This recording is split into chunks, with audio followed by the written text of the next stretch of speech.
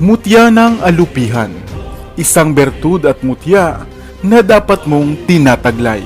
Ano nga ba ang mga bisang taglay ng mutyang ito mula raw sa alupihan? At saan at kung papaano mo nga ba ito makukuha? Ikaw ba ay isang magmumutya? O hindi kaya naman ay nawiwili na sa pangungulekta ng mga perlas at bato na tinatawag ngang mutya? Mga bato na namuo buhat sa halaman, sa mga hayop o buhat sa kalawakan. At pinaniniwalaang ito nga ay nagtataglay ng natural na kapangyarihan at bisa mula sa pinagmulan nito na iyong tataglayin kung magtatangan ka nito. Nakakita ka na ba ng hayop na alupihan? Atin muna itong kilalanin. Ang alupihan o aluhipan o centipedes sa Ingles ay isang uri ng hayop na nagtataglay ng maraming mga paa. Centipedes na ang ibig sabihin ay 100 paa. Subalit hindi lamang 100 ang paa ng hayop na ito, sapagkat maaari itong magtaglay ng 30 hanggang 354 na mga paa. Ang bawat segment nga nito o hati ng katawan ay nagtataglay ng 2 paa. At napapabilang ang hayop na ito sa mga hayop na carnivorous. Sila rin ay nagtataglay ng nakalalasong kagat, kaya naman kinatatakutan rin ang hayop na ito. Madalas silang nagtataglay ng kulay na naglalaro sa shades ng pula o brown. Depende sa kanilang tirahan. Sila ay madalas na namumuhay sa mga kuweba o sa mga kasukalan sa kakahuyan o sa mga siwang ng inyong tahanan. Ayon sa pag-aaral, mayroong mahigit sa 8,000 klase o species ng mga alupihan.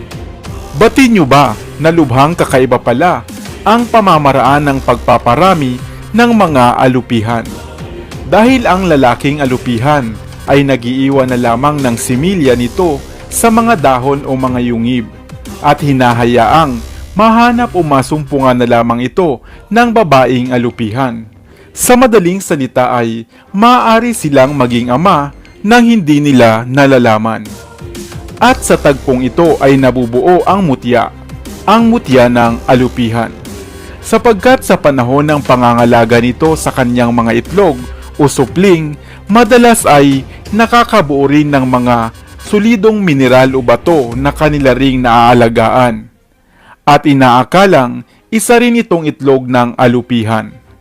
Ang mutyang ito ay purong mineral na inaalagaan ng inahing alupihan sa mahabang panahon at madalas nga ay naiiwan sa pinaninirahan nito.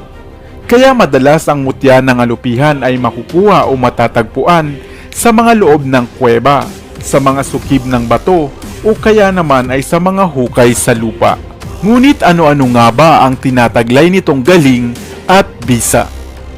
Ang mutya ng alupihan ay isang bertud na napakainam na pangproteksyon, lalo na nga sa mga tigalpo at masamang espiritu o mga lalang ng tao. Napakabisa rin itong panghalina upang magustuhan ka ng karamihan na mainam mong gamitin sa paghahanap ng trabaho o kaya ay sa politika. Ang mutyaring ito ay simbolo ng kayamanan, kung kaya naman mainam itong panghatak ng swerte sa buhay man o pagninegosyo. Subalit sa oras na ito ay mapa sa kamay mo, mainam na ito ay itago at huwag pasikatan sa araw.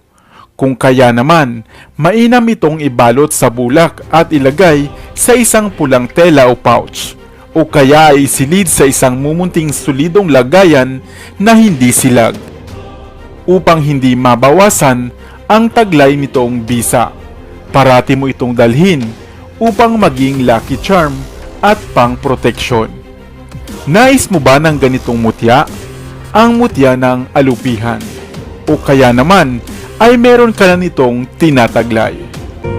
Mayroon nga bang tinataglay na mutya ang hayop na kilala natin sa katawagang daga? Halika at alamin upang ikaw ay mamangha.